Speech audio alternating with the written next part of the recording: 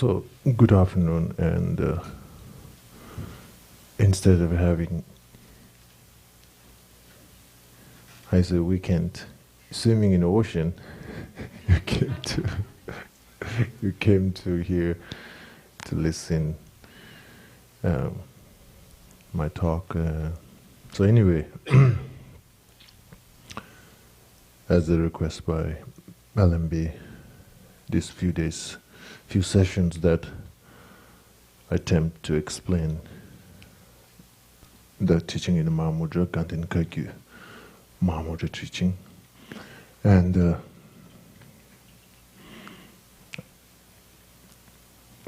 as a traditional,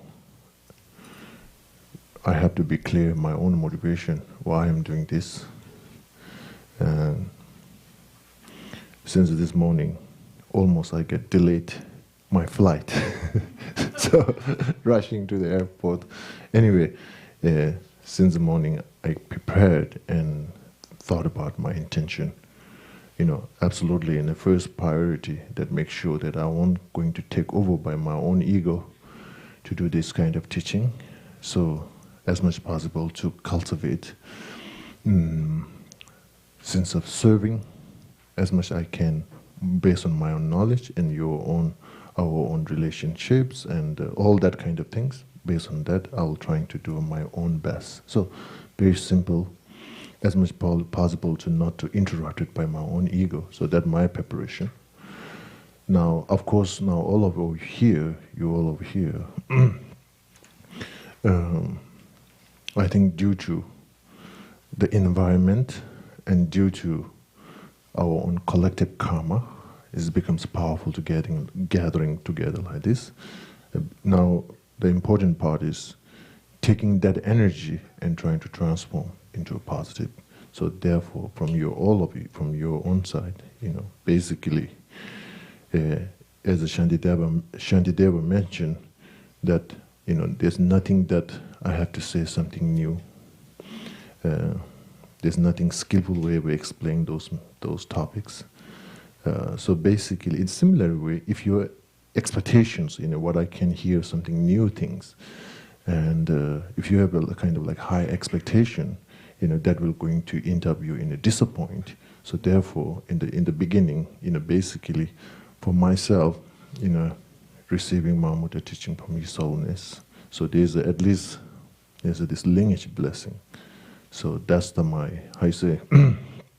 give or service is more, confidence on that. But the actual meaning, if you have a furthermore expectation, it may end up in disappoint. So therefore, from the beginning, let go your expectation, and basically trying to stay into a very pure and open mental states, and of course, correcting your intention, cultivating bodhicitta, and so on and so forth. That's more better. So that's what we're supposed to do from both of our sides. And now, in the beginning of the teaching, as a traditional, we have to do the praise for Buddha Shakyamuni, and that's which is His Holiness encourage for all the teaching time. So it becomes very powerful, and also we have to remember, this whole teachings. Sometimes we get distracted by our own root guru, and we kind of like stick around that. Also, that's good, but at the same time, we should remember the bigger picture, which the Dharma is founded by Buddha Shakyamuni, Gautama Buddha. So, remembering his kindness and expressing his qualities and cultivating inspiration, I think is very important. So, therefore, we're going to do the prayers of Buddha Shakyamuni. Then, after that, the lineage prayer becomes important. I think it's very traditional. When I received this, every time in the session, there's a recitation of the lineage prayer of the Kanten Kagyu Mahamudra. And the recitation of the lineage prayer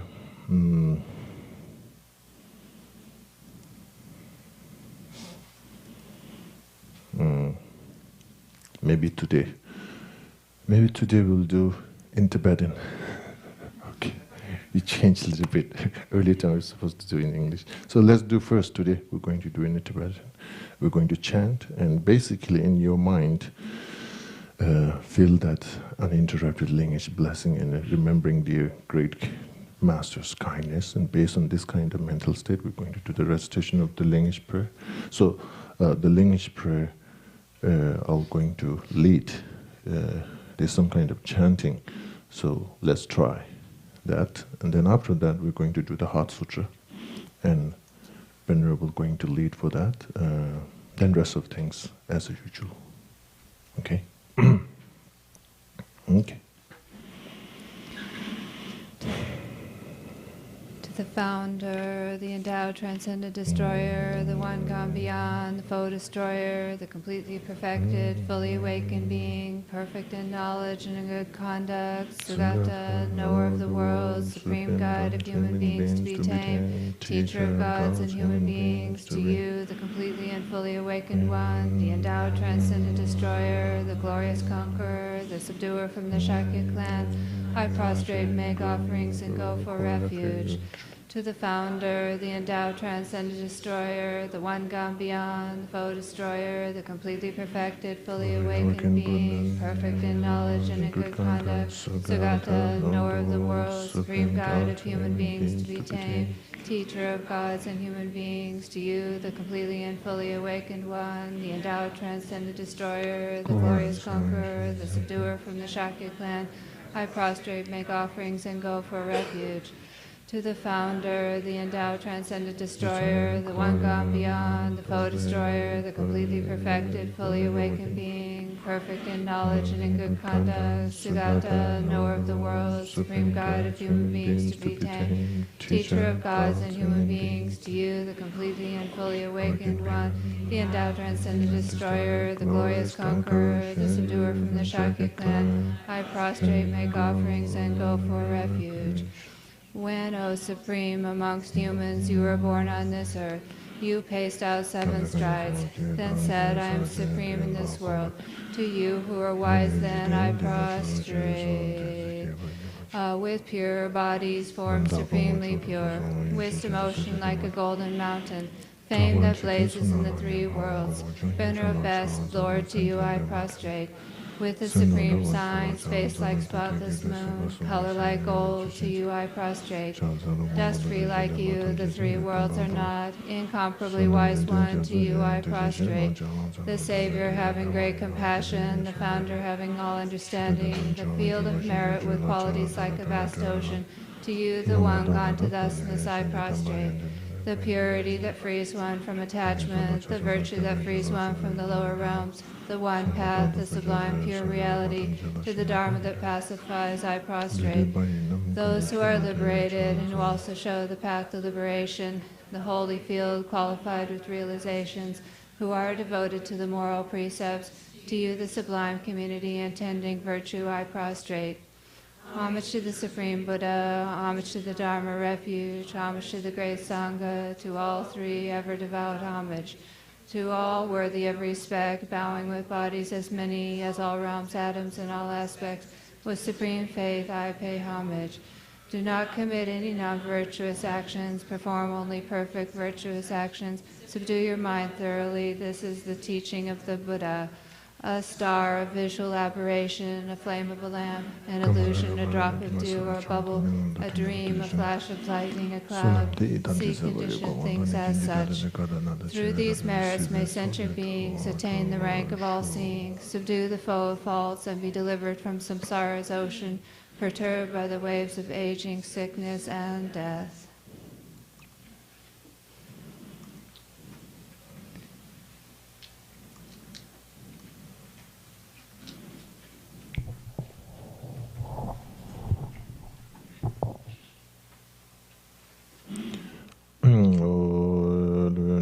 Gusum Gishezu Betam Bezangerigunzu Kyabda Doji Changchen La Sowande Kyudan Zin Tiwa Chubada Cham ning je chang sen jong wa dang lam song ju cha ya chen bo yi chun yu du to bai chen ge lo xin ram jang chu ju je den na tu song ge ja wa ke me ya Kera Baba Jambela Soande Kedan Zin Chewan Chubadang Chaning Je Chansen Jongwadang Lam Zon Ju Chagyan Chemboyi Chonyo Dun Toban Jingelo Yu Chang Ju Kawan Chen Zhongde To Den Lai Tong Wan Yin Benje Che Zun Lo Zan Cha Ba La So Wan De Kedan Zin Te Wan Che Ba Dang Chan Ning Je Chan Zen Zhong Wa Dang Lam Song Ju Chan Yan Chen Bo Yi Chun Yu Du To Bai Chen Ge Lo Jam Yang Ge Se Bo Yon Zong Ga Be Zhun Yin Ge Ten Bia Zen Bia Zo To Den Jam Be Gya Zo La So Wan De Kedan Zin Che Wan Che Ba Dang Cham Ning Je Chang Sen Zhong Wa Dang Lam Song Ju Cha Yan Chen Bo Yi Chon Yun Dun To Ban Chen Ge Lo Yin Yun Yin Dan Ben Zun Chen Ne Kan Den Gen Du Cha Min Zen Be Pa Zun Chun Yin Kyan Zen La So Wan De Kedan Zin Che Wan Che Ba Dang Cham Ning Je Chang Zen Zhong Wa Dang Lam Song Jun Cha Yan Chen Bo Yi Chun Yu Dun To Bar Chen Ge Lo Rim Nyen Je Nen Jun Tar Chen Che Me Ge Rik Zin Gu Nye Be Chun Ju Da Ma Yan Ba Ja La So Wa De Kedan Zin Te Wan Je Ba Dang Cham Ning Je Chang Sen Zhong Wa Dang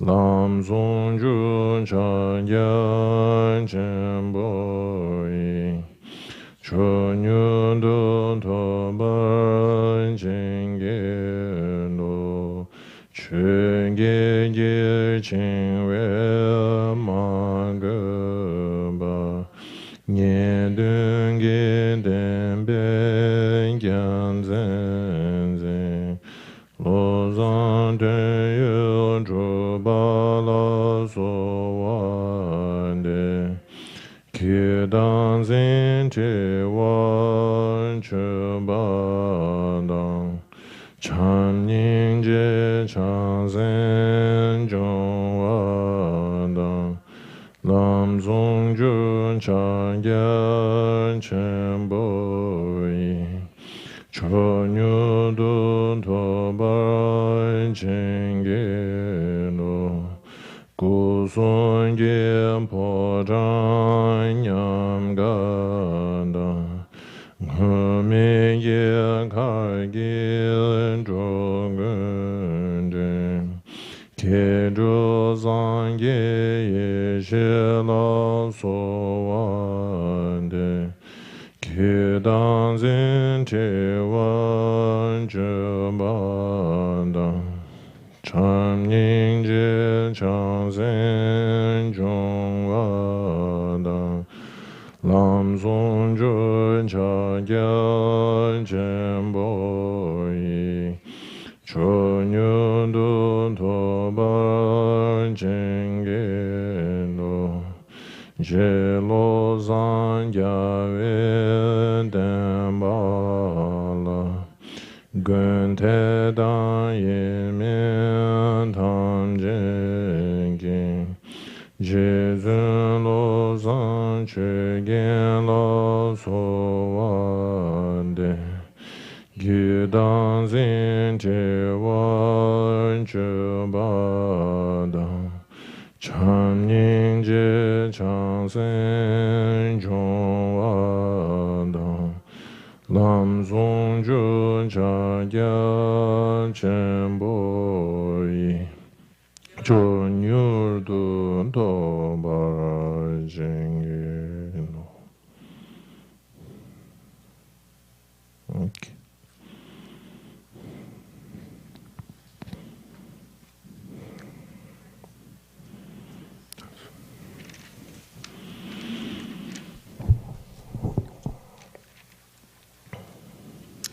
Heart Sutra, I think it's page 79 in your gold book.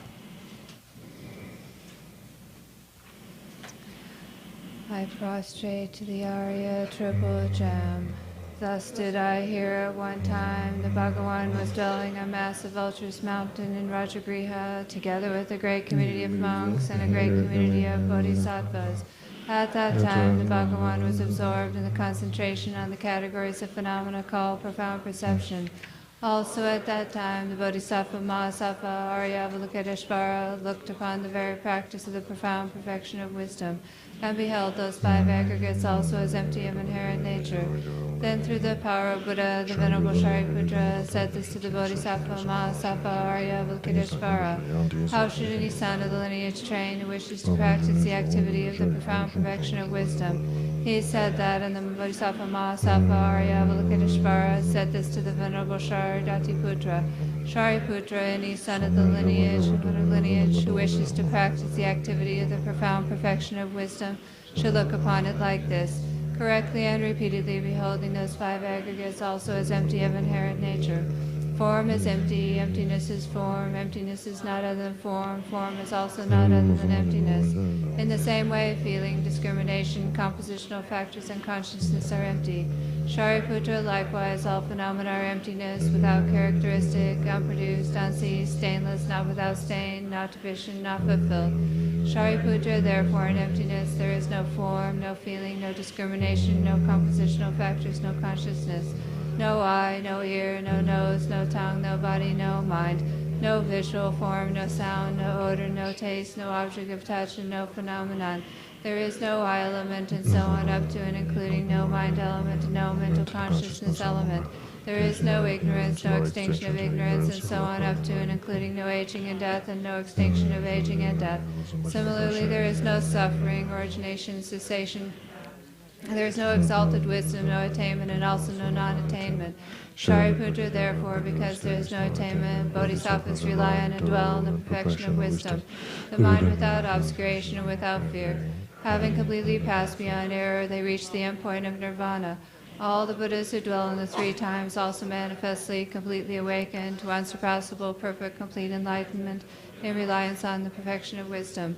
Therefore, the mantra of the perfection of wisdom, the mantra of great knowledge, the unsurpassed mantra, the mantra equal to the unequaled, the mantra that thoroughly pacifies all suffering should be known as true, since it is not false. The mantra of the perfection of wisdom is declared Tayata Om Gate Gate Paragate Parasangate Bodhi Swaha. Shariputra, the Bodhisattva Mahasattva, should train in the profound perfection of wisdom like that. Then the Bhagavan arose from that concentration and commended the Bodhisattva Mahasattva Arya Avalokiteshvara, saying, well said, son of the lineage, it is like that, it is like that. One should practice the profound perfection of wisdom just as you have indicated. Even the Tathagatas rejoiced. The Bhagavan, having thus spoken, the Venerable Sharadati Putra, the Bodhisattva Mahasattva Arya Avalokiteshvara, those surrounding in their entirety, along with the world of gods, humans, asuras, and Gandharvas, were overjoyed and highly praised thus spoken by the Bhagavan. I and all surrounding sentient beings go for refuge to the Buddha, go for refuge to the Dharma, go for refuge to the Sangha. We prostrate to the Great Mother Paramita, surrounded by all the children and by the assemblies of Buddhas and Bodhisattvas of the 10 directions. By depending on my prostrations to all of you, may these words of truth be actualized. In the past, the Deva King Indra dispelled the Maras by reflecting on this profound meaning of the wisdom gone beyond and reciting the profound words in daily recitation. In that same way, I also reflect on the profound meaning of the Great Mother Paramita and recite the profound words in daily recitation. May all diseases, spirit possessions, bad conditions, and all the negative directions, that which happens due to past karma and immediate conditions, may all this be dispelled. May it become non-existent. May it be pacified. Whoops, I'm sorry. I prostrate to the gathering of Dakinis in the 3 chakras who abide in the holy yoga of using space by your powers of clairvoyance and magical emanation. Look after practitioners like a mother her child. Aka Samarata Shadara Samariya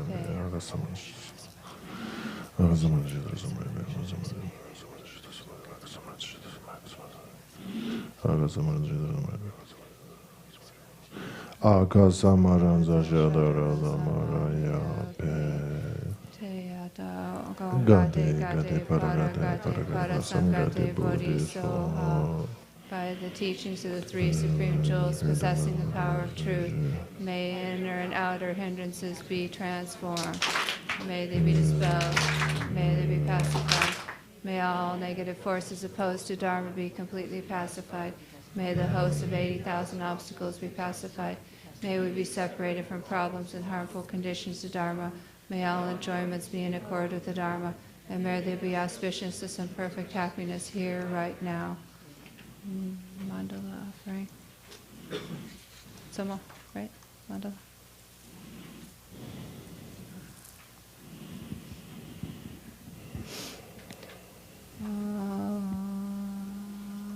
Shinkamu Vargyo Om Benza Bhumiya Om Vanshin Sirgi Sashi Om Benza Rekiya Om Chi Chari Korugi Kowe Yusu Rigya Hori Rasha Lupa Bolo Zambulindo Balanchu Chandra Minin Luda Lupa Naya Danya Shen Yoden Dalam Chudro Draminin Gandraminin Gida Rinpoche Riwo Pa Samkishin Dojo Iba Mama Pai Loto Kodo Rinpoche Nobu Rinpoche Sumo Rinpoche Lumbo Rinpoche Lambo Rinpoche Tacho Rinpoche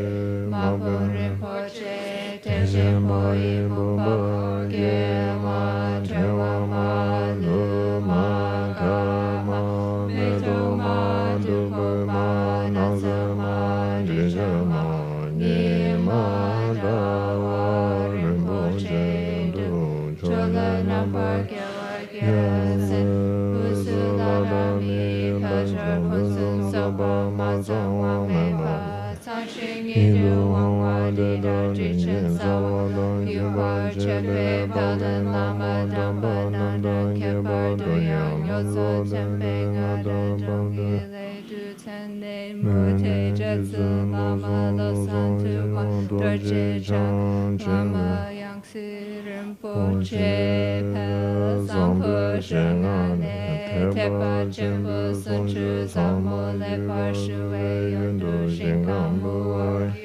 tu chendro e dundu shesu so shene kyanda sudrowa magyo namke tada nampe samshen tamche la tu sewa chenpo gone jenge la do so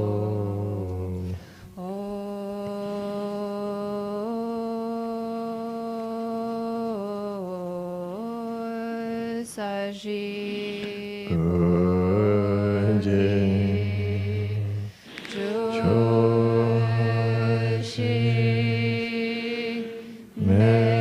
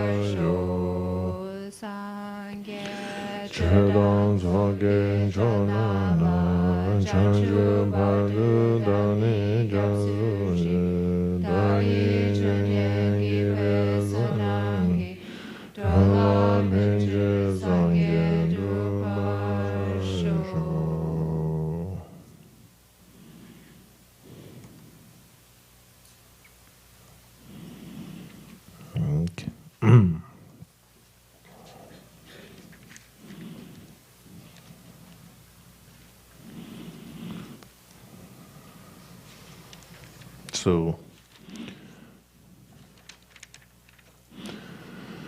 and particularly over here, this in LMB and Lama Yeshe and Lama Zopa Rinpoche were the first, Dharma to and also up Bachapani, over here in the California area, Rinpoche and Lama Yeshe came here and establishing such an institution or such a center here. And of course, if you look at the past history, it's kind of, some of you already met me in Kopan, and now we are here, somehow due to karma, there's some period of time we are in a different continents and now it's all together here, and it's very interesting to see that, the power of the karma.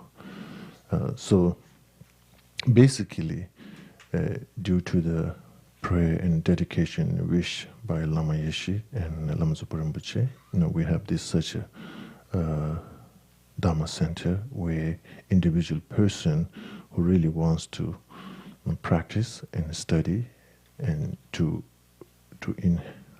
go more deeper in their spiritual path. So for us also very important to reflect into that time to time, why we are here, why we are trying to kind of gathering together in institutionalizing and coming this kind of community. And I think we shouldn't really forget the main purpose. Of course, there's some challenge that arise, but again, by the practice, particularly in the minor teaching, in the Bodhisattvayana teaching, any challenge arise is just good news. Is you need to transform. It's just good news. Each time is good news. So there's no way. If we're just trying to run away from the challenge, I think it's we're not going to get away. So therefore, in this kind of center, Dharma center,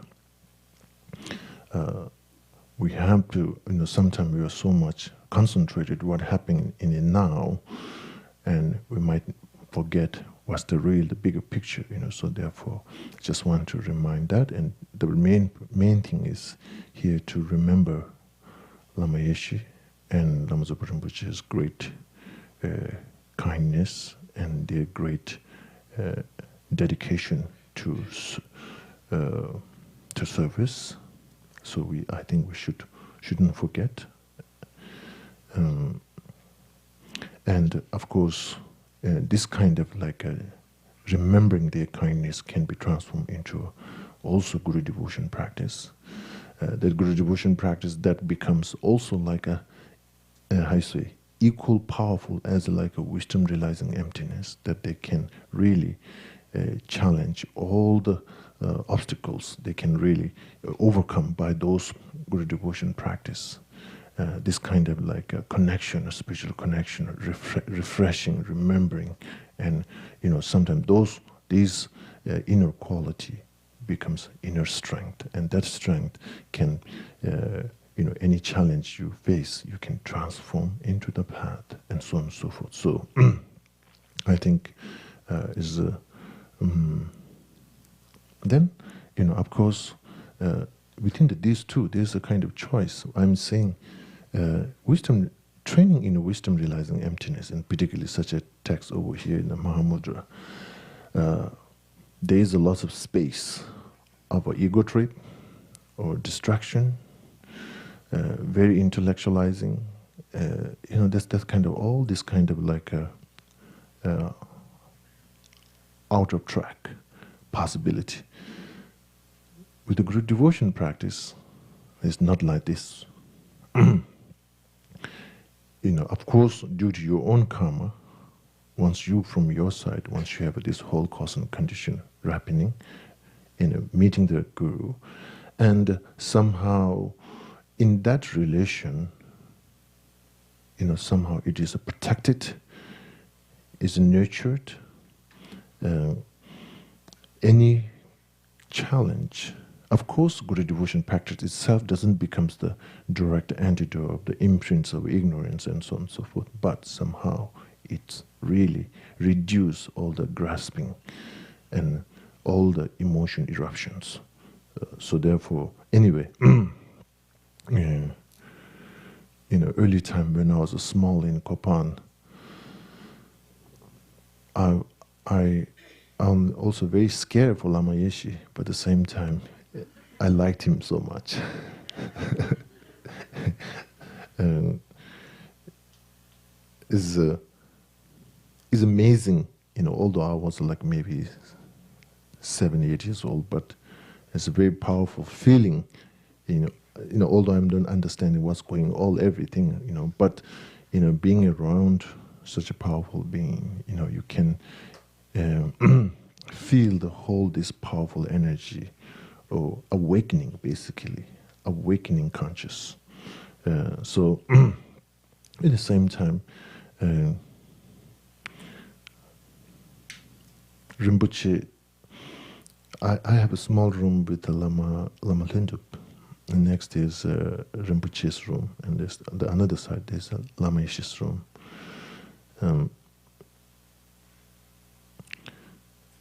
amazing to see Lama Yeshe comes. Immediately Lama Yeshe steps inside the Rinpoche's room, Rinpoche just jumps up from his bed, and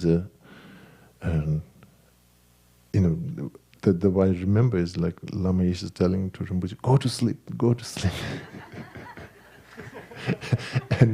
and chasing out Ani Champachuki. Champachuki is all the time next to Rinpoche, and it's like so anyway,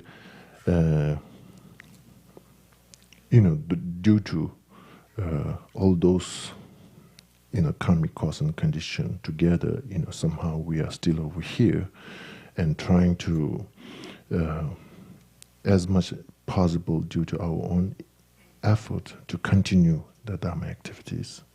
So I think that is very object of rejoice. Okay. Now, then it's interesting. Buddha Dharma is very practical.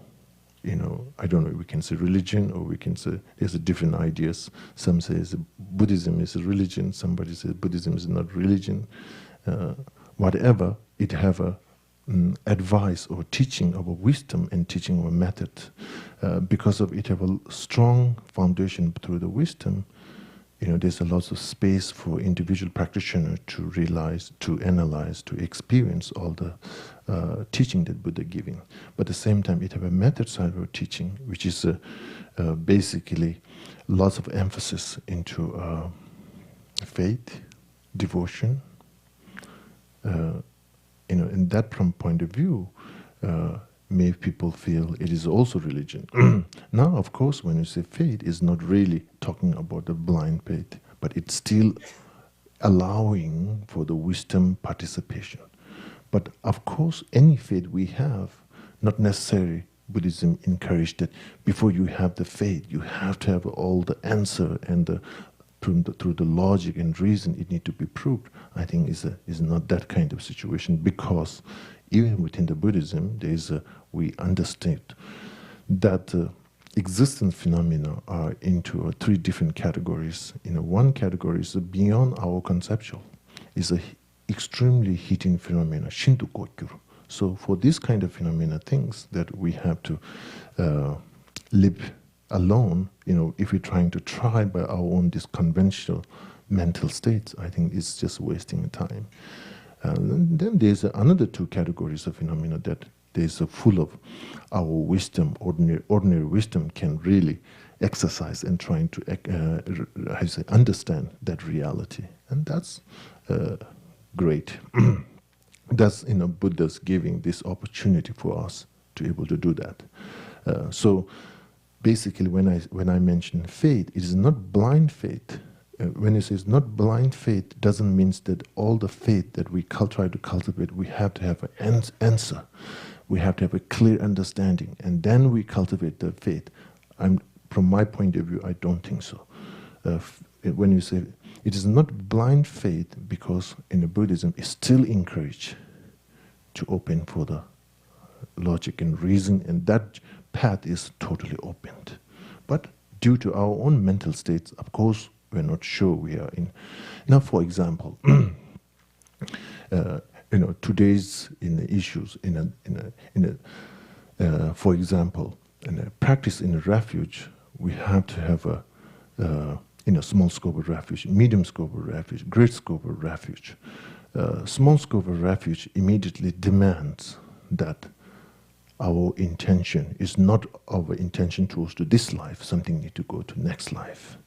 And of course, if we have to have an understanding of a belief of a next life, and that need to be proved through the logic and reason, and if without that proof we have in our own mind, then we are not going to believe in the existence of past life and future life. I think that becomes too narrow. But now, individual practitioners still can be, without, we can say, without having valid cognition of the existence of a future life, still individual person can have the practicing in a small scope, that believing, going beyond of this life of interest, and in the next future life, something happening, positive karmic results, hoping for that reason, practicing refuge, that still can exist. Now there's a between there. Okay, if I don't have the valid cognition or realization of the existence of a future life, then how I can gear all my energy and the Dharma practice towards to that purpose? We can have that. Once you're uncertain, it's almost like you are not sure that is there. Conventionally speaking. But now over here, now that belief process is still, as I mentioned earlier, is open for logic and reason process. Did I say that clear? Anyway,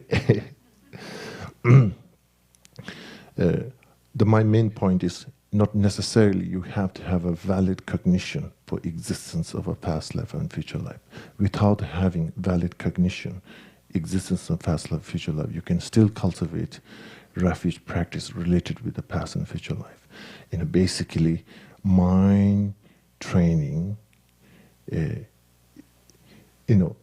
Now, if the mind, if our own mental states, kind of stands to a even further for non-existence of a past life and future life, then I think there's no way.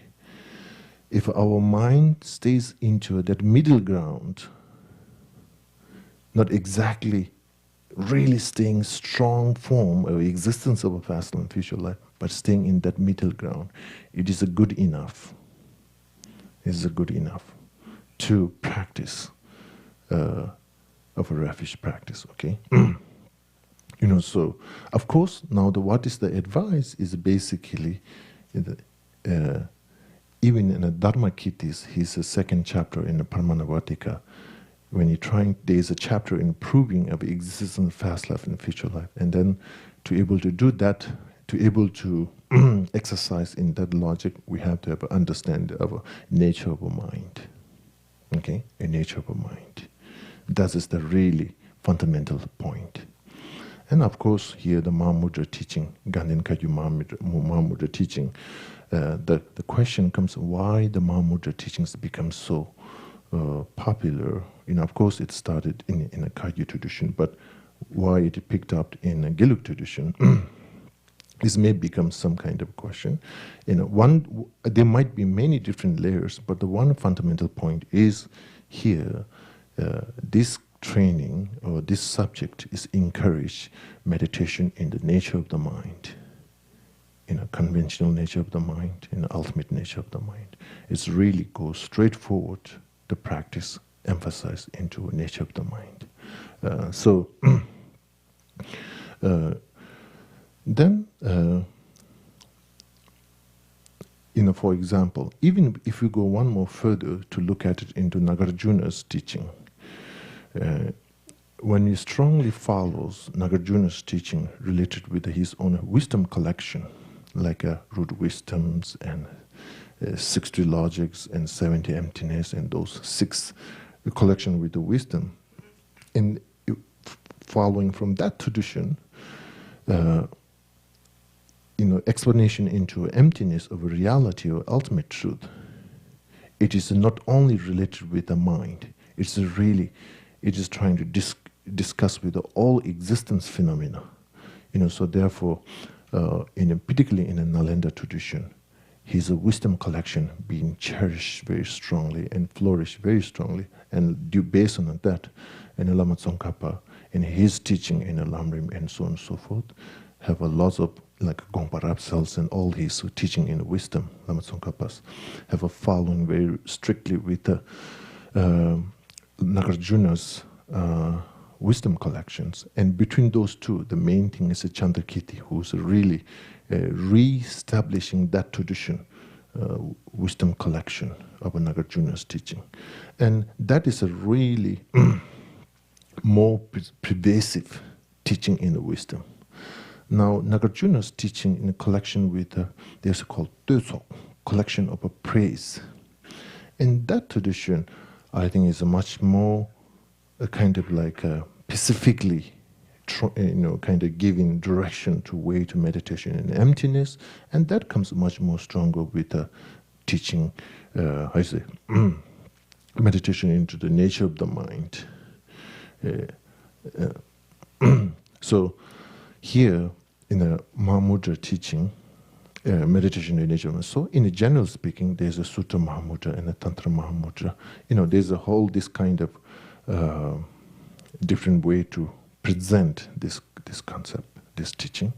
And now, of course, Sutra Mahamudra and the Tantra Mahamudra, what is the difference? We can kind of look at a little bit. And in a Sutra Mahamudra, it is more emphasized into the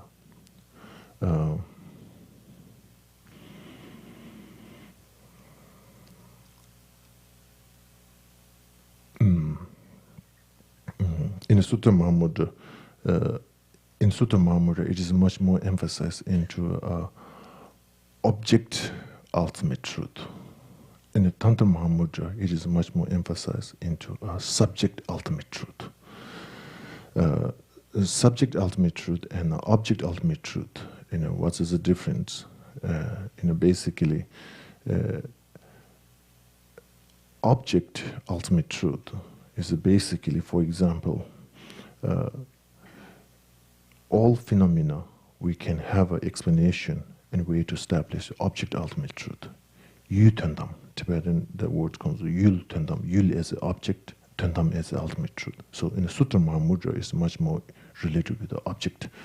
And the Tantra Mahamudra, subject ultimate truth, is refer for the consciousness mind. Basically in a Tantriana practice, the meditation into a clear light, dissolving all the conceptual mental states. Basically there is a non-dual meditation in ultimate truth by byproduct, okay, in the Tantric Mahamudra. In the Sutra Mahamudra, although it gives a suggestion and explain of a non-dual experience, but somehow when you say object ultimate truth, byproduct, I think there's not an individual practitioner unable to collapse or dissolve the duality experience. So there's this kind of process, for example, path of accumulation and path of preparation. The meditator in emptiness still experiences duality. Okay, of course, in the meditation in the path of seeing, then duality, there's no duality experience, but it is by force of that wisdom, negation of due to the object negation, due to powerful object negation, and due to that, there is some level of explanation of dissolving a duality experience in a Sutra Mahamudra. By the Tantra Mahamudra in the teaching, there's no this kind of category, like there's a time of a duality experience, and there's there's a stage then transform into non-dual experience. Basically, in a Tantric Mahamudra, individual once you realize or experience Tantra Mahamudra, only one stage, non-dual mental states, okay?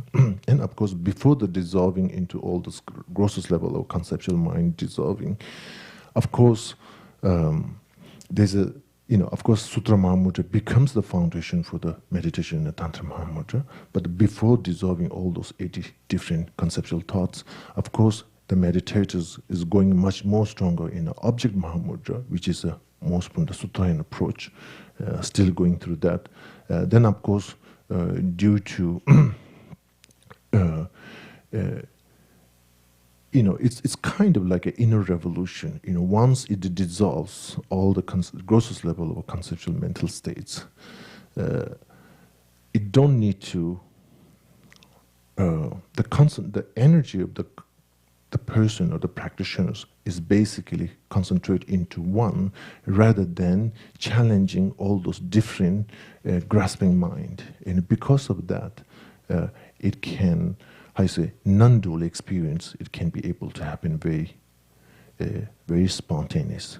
Now, in a Sutra Mahamudra, is basically individually challenging with all those due to karma. Of course, all those powerful emotions are there. So therefore, in Sutra Mahamudra, it carries some kind of its own unique that it can deal with each karmic result that you carry and able to counter-react, counter-respond for those karmic results. So it's much more individual, and it is an object, object Mahamudra. So because of that, it have a much more, I think it's have a more dual experience space. Okay? Now, anyway,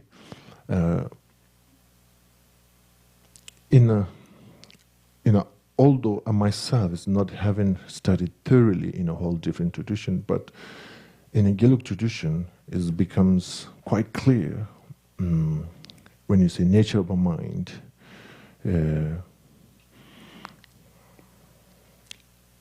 It looks at conventional nature of the mind and ultimate nature of the mind.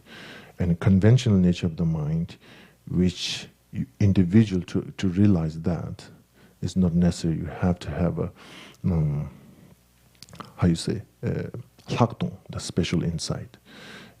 By meditation in the Shine, through the meditation in the Shine, individual person can get clear understanding of a conventional nature of the mind. Now, in the Kagyu commentary in the Mahamudra, the boundary or the sansam between the Shine and the laktung sometimes doesn't really makes very clear distinguishing. It's kind of like a kind of covers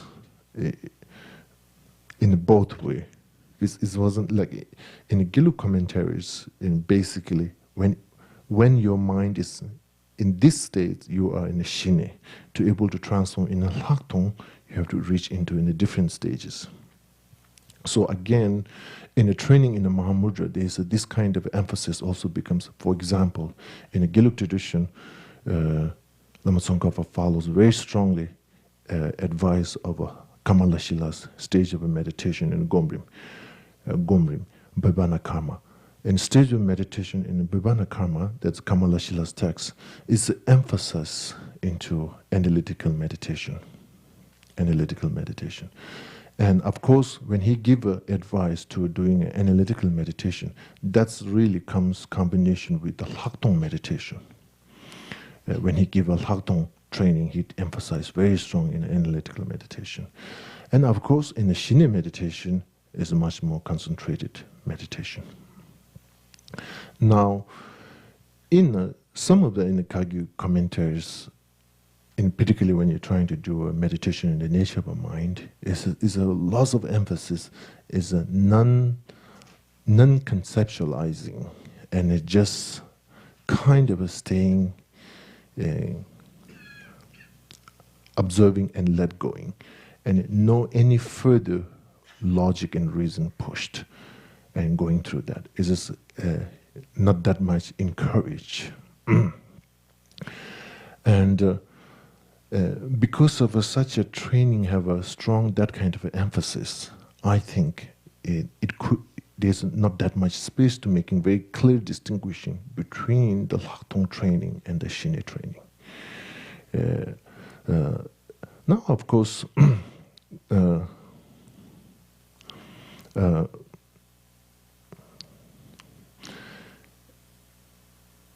particularly in the Kagyu tradition, it gives kind of like one example. Ne gyu deba. Neba means abiding. Gyua means movement. Deba means melting or merging. And in the Lama Tsongkhapa's, in the Lamrim Chemo, where Lama Tsongkhapa gives one example, it's like in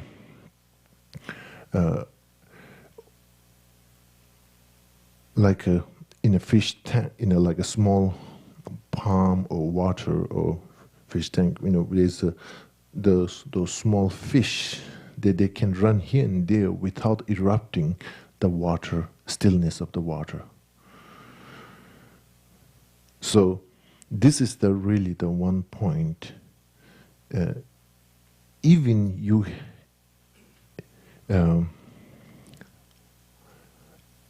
basically Lama Tsongkhapa's advice is you don't need to be afraid to further expanding your wisdom exercising, because it won't going to distract, or it's not going to erupt your mental states, as like this example.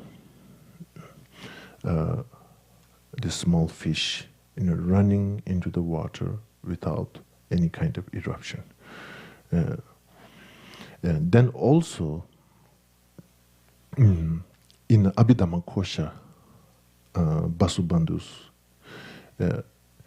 and when he gave a different stages of a samadhi explanations, and there's once is a mind, it have a byproduct, it have this kind of like a curiosity. It is kind of born to knowing and studying and looking and observing. But in the meditation training, somehow we couldn't cut that kind of energy. But if we allow that energy, it takes over and creates the distractions and lose the strength of a samadhi or concentration. So here the the balance. Where is the balance? There's this kind of like a discussion, and particularly when the meditation observer, once they reach first dhyana, there's a 4, first, second, third. When they reach the first dhyana,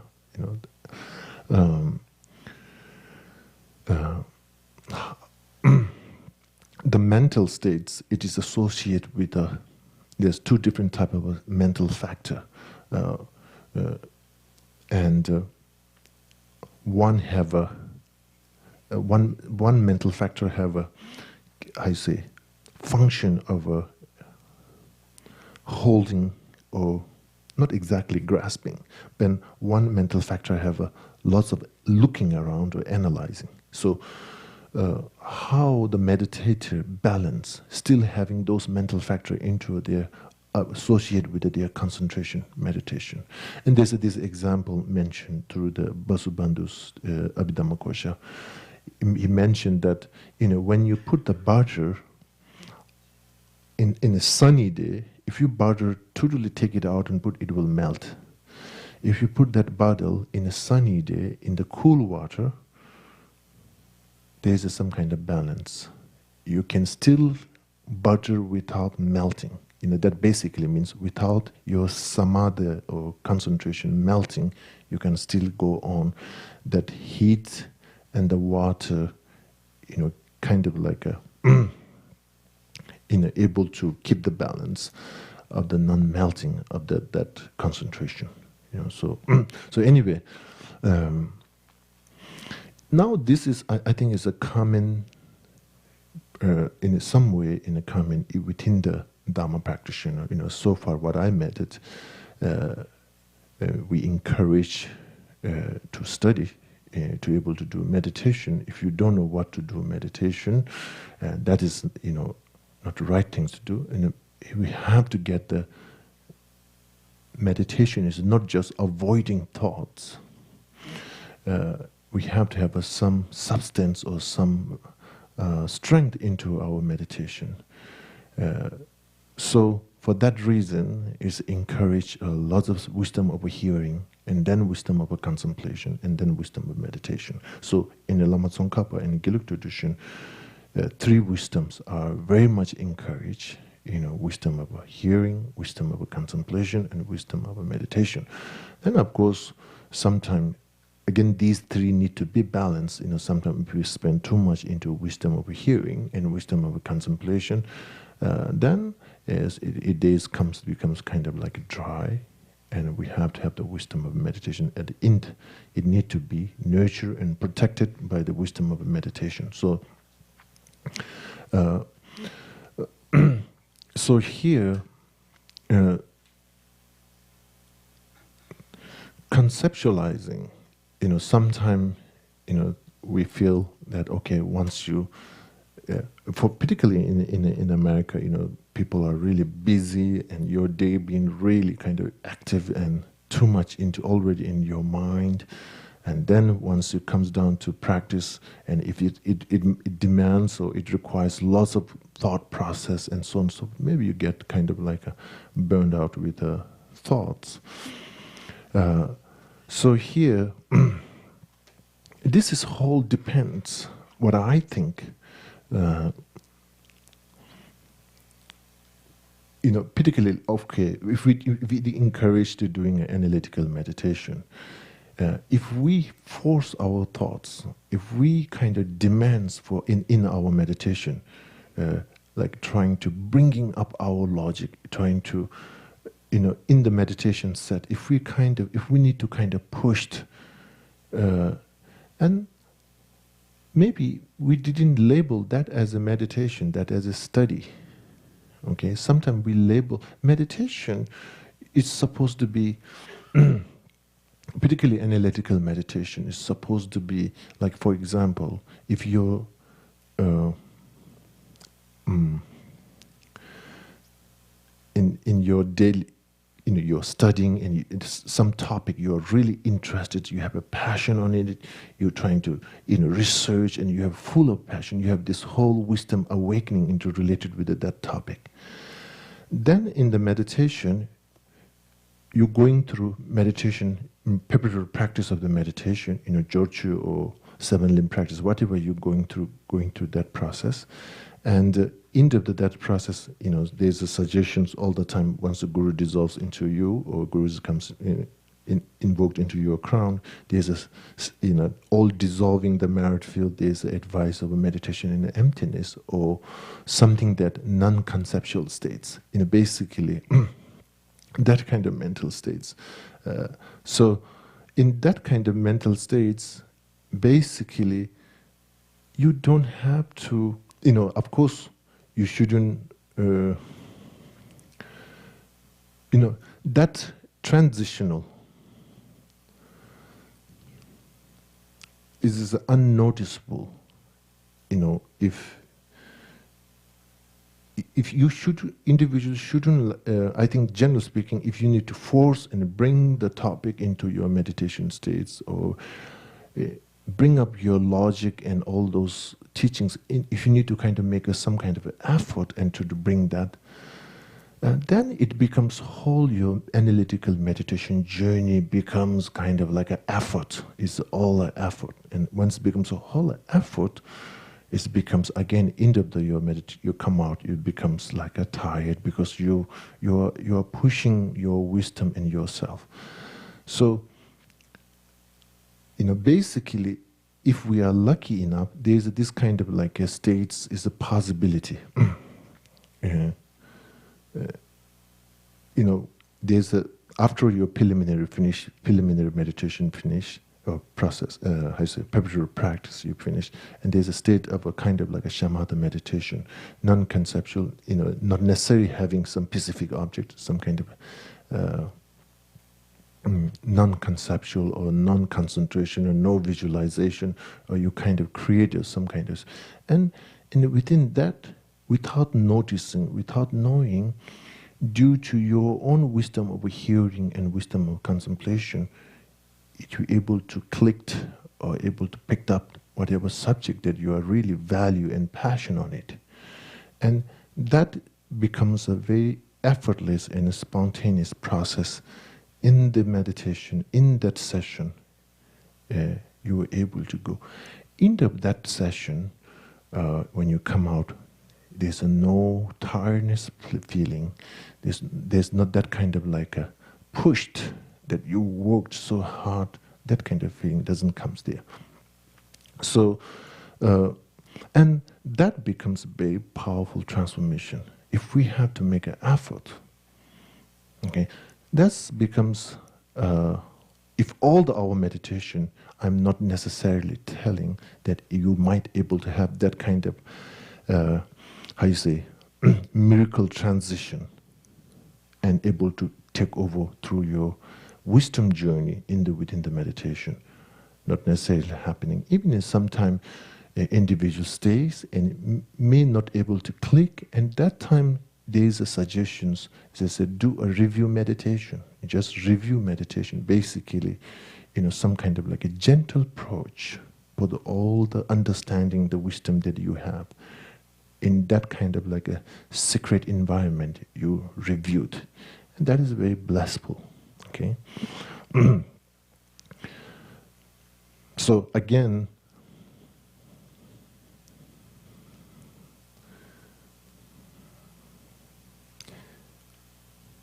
well, I am telling this because it happened one time for me. And I thought that's really cool. With the effortless. I was going through my meditation process, and of course,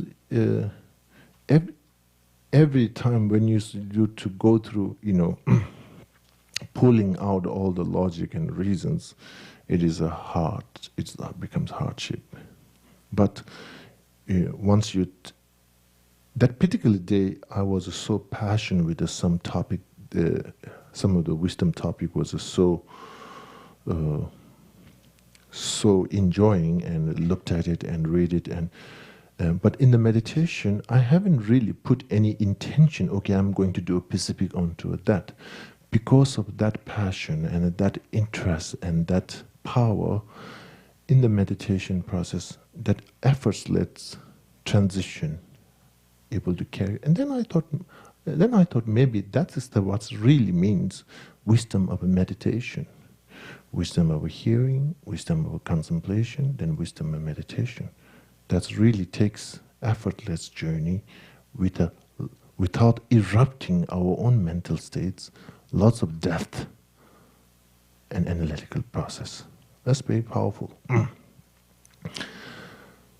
So, anyway, the main topic came here, the Mahamudra meditation. Okay, what we should do here, the Lama Tsongkhapa really encourage, deepening our wisdom within the meditation.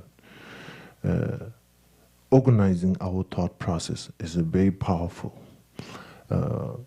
Don't just let thoughts to run here and there. So basically, non-wasting our energy of our awareness, and not repressing our energy of our awareness. So here, Mahamudra, in the teaching in the Mahamudra, in the Ganden Kagyu, tradition Mahampenjel Noso Chugi Gyalzen, he kind of, way to balance these two. Way to balance these two journey. And that's his mostly intention. And of course, historically speaking, Ganden Kagyu Mahamudra teaching in the Penjel Noso Chugi Gyalzen, when he first kind of trying to establish I think he took some risk. Of course, there's some Geluk say, why this?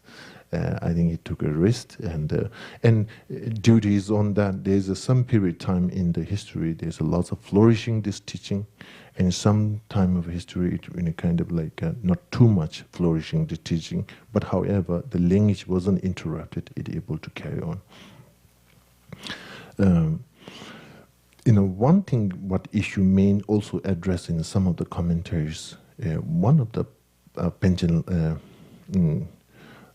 Lama later ones, I don't know, maybe the 5th or 6th, he kind of like criticized this text, and there's a strong criticism. The reason, again, it is not just through the bias, is there's some kind of logical and reason explanations.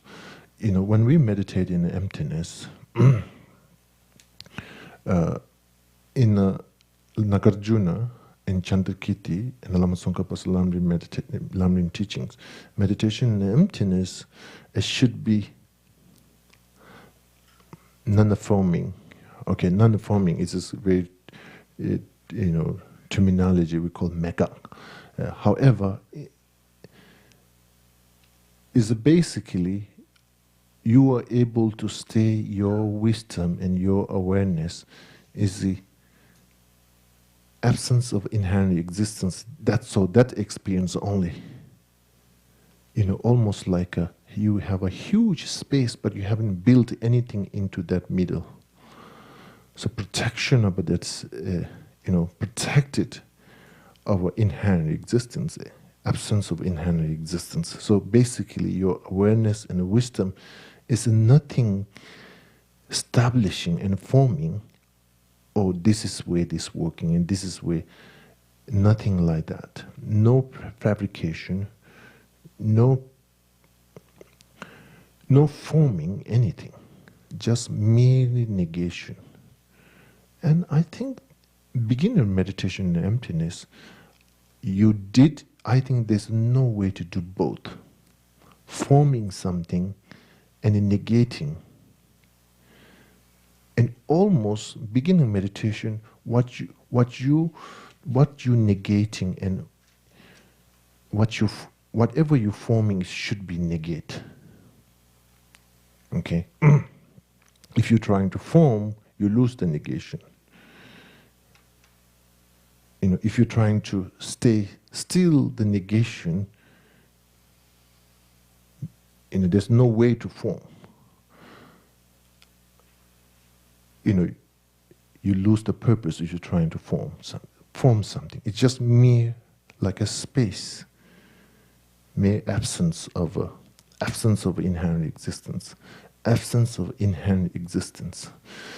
No trying, anybody, no attempt to reach establishing conventional existence. The minute that you're trying to do that, you lose that absence of inherent existence.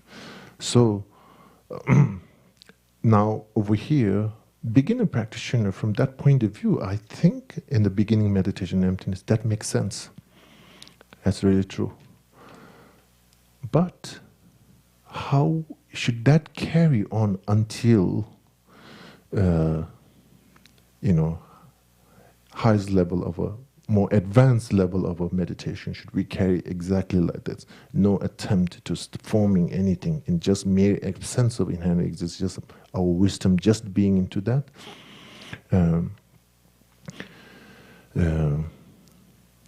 That's, I think, complicated.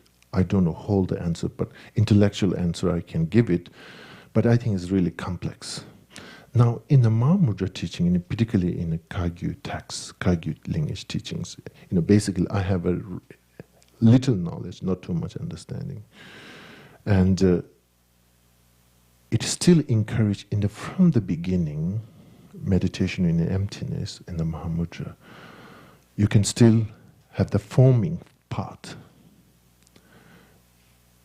Not mere absence of inherent existence. Your wisdom not necessarily just to be into that. You form. And that is one of the main criticism by one of the Panchen Lama's lineage to the first Panchen Lama when he created this text. How it can be meditation in the emptiness be still have a forming. How this possible? So anyway, that is again, and one more further step. Like why we have to bother so much of forming or non-forming. Why we should go with whatever deep experience we have and appreciate it and go move forward. Again, is very interesting. Meditation in emptiness is in a concept itself, there's a lot of space of interpreting in a different way, and it's elusive. It can be very sophisticated, and it's kind of very vast subjects. Now, because of that, in the Lamrim Chemo and all the Lamrim commentary, the first tells, don't go with your own wisdom journey. Encourage very strongly, root it towards to the Nagarjuna's text. Follow, relying on the Nagarjuna's text, relying on the Chandakiti's text, relying on those, great teachers, great Mahasiddhas.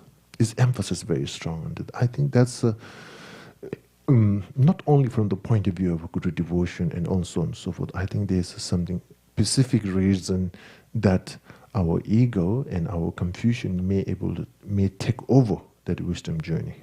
Okay, so now in the Nagarjuna, in his text, as I mentioned earlier, wisdom collection, in the teaching in the wisdom collection, he really strongly emphasized mere absence of inherent existence. That's all. Individual meditate only into that.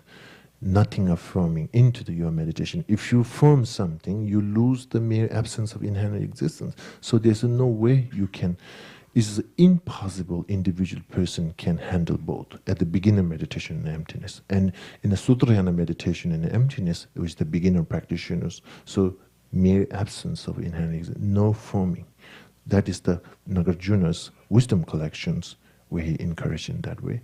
Now, the collection into the praise, Tepa, Teso. And in that teaching, there's, I think, more emphasis. There's some level of forming. And why that comes, and I think it is the journey, way we take the journey of the meditation in emptiness.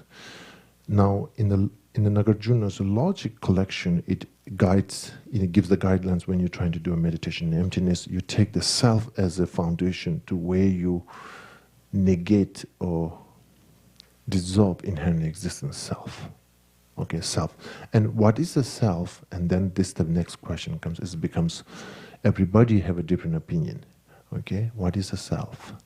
And almost searching for that. What is the self? Not going before what's the nature of a self, but the self itself is already give you a really good grip for wisdom process. But anyway, this is the one basis of difference. Now, in a collection, in a praise, in a Nagarjuna, basis of meditation and emptiness, not necessarily it encourages the self, it says the mind. Just the mind. And I think this is the way meditator is the mind, the subject is the mind, the object is the mind. And now it have its own, I think it have its own, once the subject and the object both being the mind, I think it's have a more possibility or opportunity to collapsing the dual experience.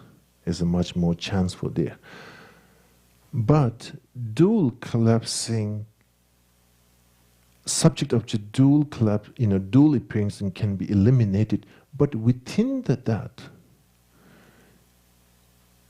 still inherent or independent or inherent may arise.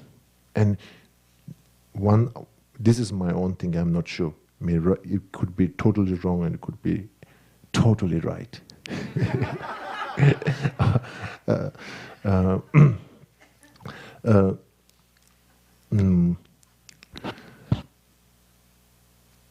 meditator, meditating in the nature of the mind, you have how you say, you can dissolve the dual appearing subject-object due to that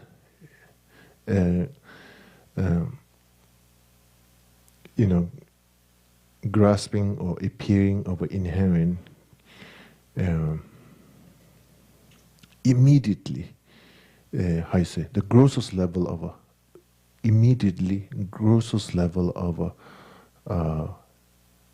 appearing of inherent existence or grasping of inherent existence, somehow due to that kind of power, dual collapsing.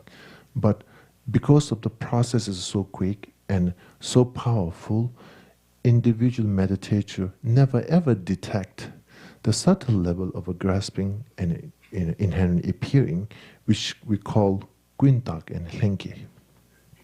That's, I think, one of the main issue. Hlenke means innate grasping, and innate grasping. And that is considered as a knowledge obstacle to obtain enlightenment and to obtaining liberation. Individual need to eliminate innate grasping. So for that reason, meditation in the nature of the mind, by just moving that process very quick, dual experience can be collapsed. Due to that, basically what I'm trying to talk is individual may lose a chance to opportunity to meditate emptiness over emptiness. Chantakriti, in his teaching, in engaging in a middle way, there's an explanation of a 20 different type of emptiness. 20 emptiness, I won't say different, but there's one thing is a tongpani, emptiness of emptiness. And that becomes, I think, one of the very powerful meditation in emptiness.